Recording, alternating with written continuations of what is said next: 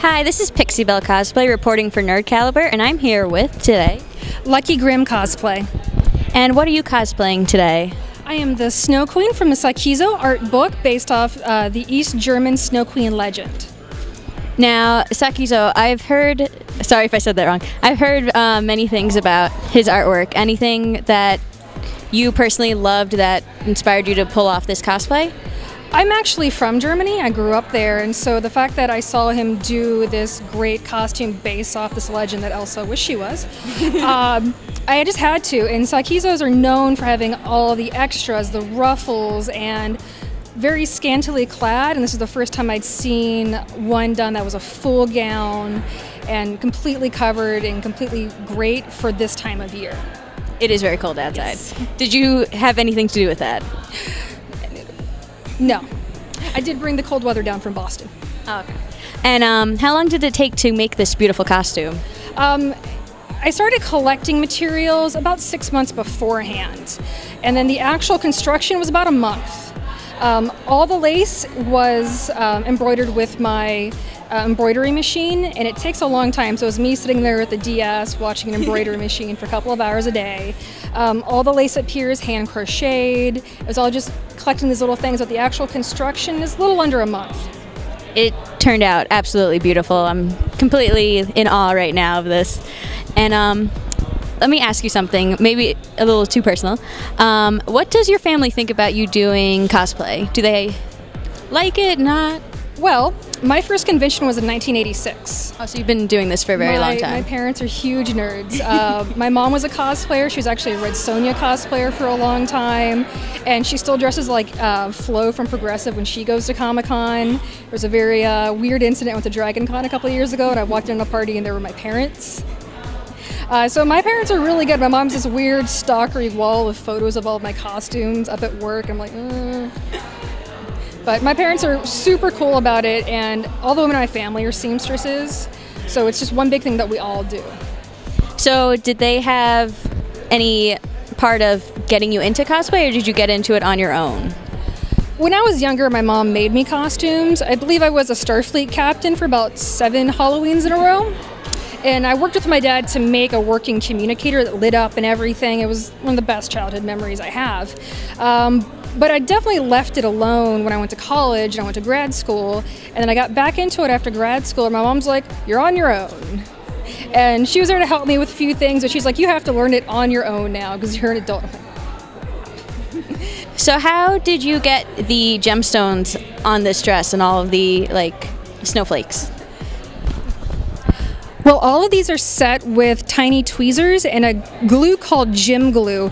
It's a cross between rubber cement and super glue, and once you set it on there, it's stuck. And these are hot glue and hope. I've lost many fingerprints on these, and these ones all the way down here were sewn on. They're first hand tacked and then sewn down with a machine. When you get to the underskirt, it's all satin stitched very slowly, so it's quilted. And there's a layer of felt behind it to give it the three-dimensional effect. And it's all edged in gold bias tape. And the fur, I actually custom did. It was, when it first started, it was a brindled orange and white fur. And I cut each piece of orange fur out to make the white fur trim. And you see all the way down here, it's actually split open, so you can see the undercoats when I twirl. And all of these gold filigree pieces are gold hot glue put into candy melds. And it popped right out looking like gold filigree. And all the blue gems you see were actually a system of different jewelry I found at the teen store that I just cannibalized. And then I went to many, many, many different stores buying all the holiday decorations when they went on sale last year. And then on the veil, you have Swarovski crystal, along with silk flowers I cut out and soldered around the edges. And the crown lights up with a 20 amp system. So it'll stay, just 2 AA batteries. Absolutely beautiful. And can we get a view on the back of the corset part?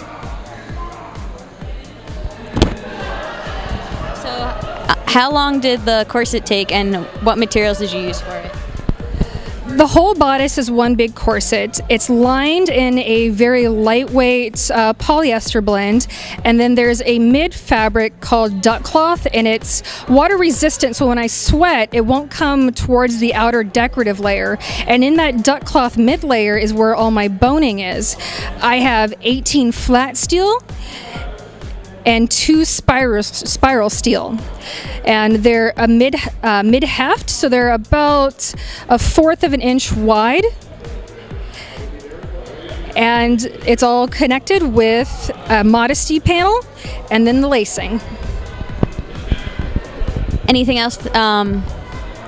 Any other detail that would you like to talk about? It was actually 2 wigs. The wig started as 2 straight wigs from eBay. I just wanted to cannibalize a couple of them to make one.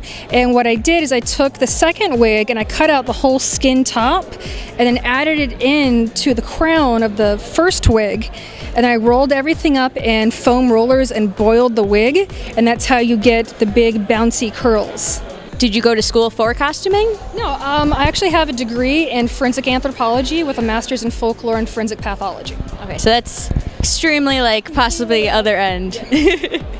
Well, thank you so much for this. Do you have any websites that you can be reached on? Yes, luckygrim.org is my website. My store is on there as well. I do commission work as well as bridal and prom wear. And then Facebook /LuckyGrim Cosplay is my social media outlet. Thank you so much for this. I'm still in awe. I wish you the best of luck in the... Oh, sure. Wow. Very beautiful. I wish you best of luck in the cosplay contest. Thank you. This is Pixie Belle reporting in for Nerd Caliber.